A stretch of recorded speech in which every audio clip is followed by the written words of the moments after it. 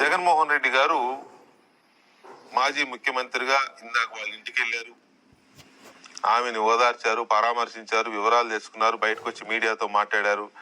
అభినందించాలి, ఖచ్చితంగా జగన్మోహన్ రెడ్డి గారిని అభినందించాలి. ఎందుకంటే ఆ భరోసా, ఆ పరామర్శ, ఆ ఓదార్పు ఆ కుటుంబానికి అవసరం. ఆయనే కాదు, రాజకీయ నాయకులందరూ పలకరించాలి, పరామర్శించాలి, వాళ్ళకు భరోసా ఇవ్వాలి. ఈ విషయంలో జగన్మోహన్ రెడ్డి గారిని ఖచ్చితంగా అభినందించాలి.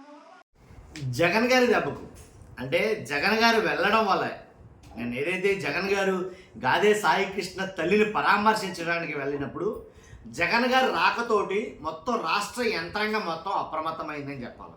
కదులుతుంది రాష్ట్ర ప్రభుత్వం కావచ్చు, అలాగే పోలీస్ యంత్రాంగం కావచ్చు, కదులుతుంది అని అనడానికి కారణం ఏంటంటే ఏదైతే దానికి సంబంధించిన సిఐ నాగరాజు పైన హత్యాయత్నం కేసు అయితే కనుక నమోదైంది.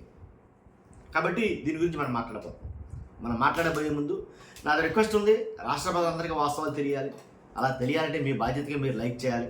లైక్ చేస్తే ఎక్కువ మందికి ఇన్ఫర్మేషన్ షేర్ అవుతుంది. కొత్తగా మన ఛానల్ చూస్తే పక్కాగా సబ్స్క్రైబ్ చేయండి. ఇప్పుడు ఎలా అంటే అది మరీ దారుణం అండి. ఇది ప్రజాస్వామ్య దేశంలో ఇలాంటిది ఎక్కడ జరగదేమో, జరిగినా కానీ మనకు తెలియలేదేమో, కానీ ఇలాంటిది ఇంత దారుణమైన సంఘటన ఎక్కడ జరిగి ఉండదు నాకు తెలిసి కనుక. ఎందుకంటే ఇప్పుడు తప్పు చేశాడు, కేసులు ఉన్నాయి, రౌడీ చేయడం, లేదా ఏదో ఎక్సెట్రా ఏదైనా కావచ్చు.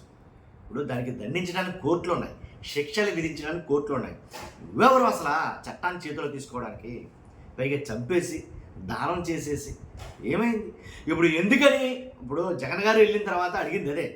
ఇప్పుడు మీరు సస్పెండ్ చేశారంటే కనుక చంపేశాడని అర్థం.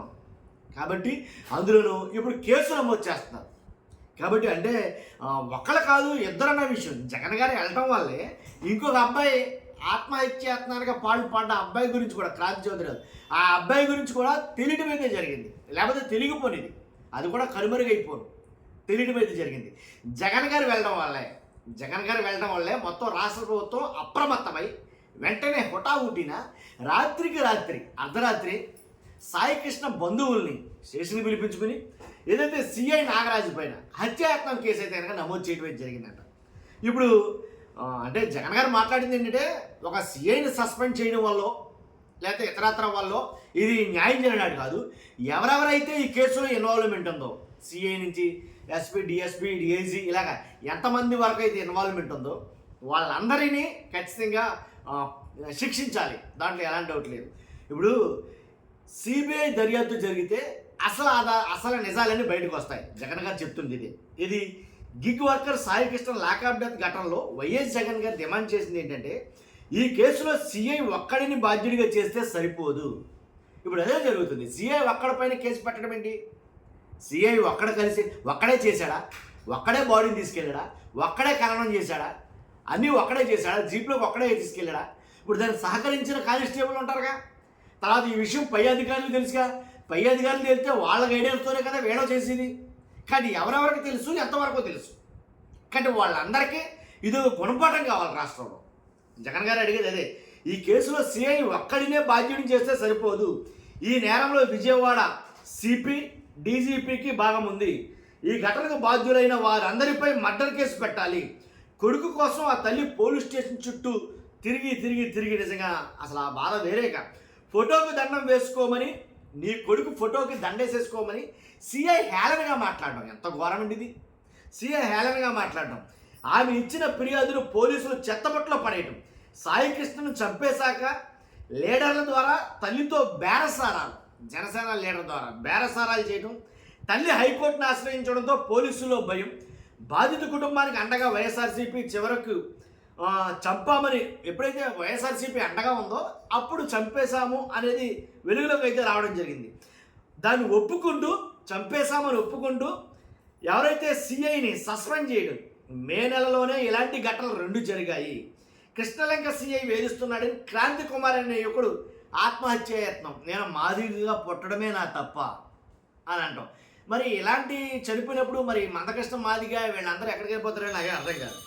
తర్వాత ఇంకోటి ఏంటంటే ఇప్పుడు జగన్ గారు సాయి కృష్ణ ఇంటికి వెళ్ళారంటే కనుక నిజంగా అభినందించాలి. నేను అభినందించడం కాదు, ఈ మాట చెప్తుంది ఇప్పుడు ఎవరైతే ఎల్లో మీడియా ఉందో ఏబిఎన్ వెంకటకృష్ణ గారు, ఆయన చెప్తున్నమాట జగన్ గారిని అభినందించాలి.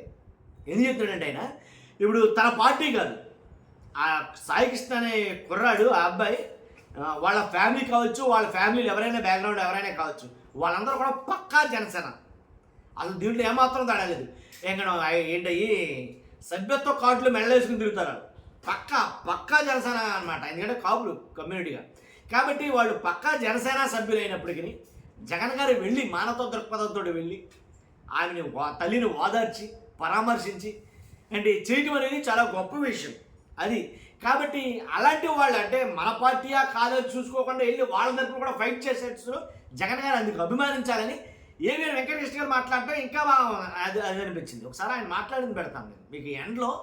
ఏబిఎన్ వెంకటకృష్ణ గారు మాట్లాడిన మాట కూడా పెడతాను, కుదిరితే ఫస్ట్లో కూడా పెడతా. తర్వాత ఇది జరిగింది. కాబట్టి అంటే జగన్ గారు అడిగినా ఎవరు అడిగినా ఏంటంటే ఒక సిఐనే బాధ్యం చేస్తే సరిపోదు. అతని ఇన్వాల్వ్మెంట్ 90% అతనిదే ఉన్నప్పటికీ అతని సహకరించిన వాళ్ళు, ఈ విషయం తెలిసి గుట్టు చప్పుడు కాకుండా చేసేమన్న వాళ్ళందరినీ కూడా ఖచ్చితంగా అయితే కనుక వాళ్ళ మీద కూడా హత్యాయత్నం కేసులు అయితే కనుక నమోదు చేయాలి, శిక్షలు అయితే పడాలి. ఎందుకంటే ఇది ఒక గుణపాఠంగా ఆంధ్రప్రదేశ్ చరిత్రలో గుర్తుండిపోవాలి. అది చూస్తున్నాం మీరు అందరూ కూడా. ఇప్పుడు ఏబిఎన్ వెంకటకృష్ణ గారు మాట్లాడిన ఆ మాట ఏదైతే ఉందో అది పెడతారు, ఖచ్చితంగా చూసి మీ అభిప్రాయం తెలియజేయండి. Thank you.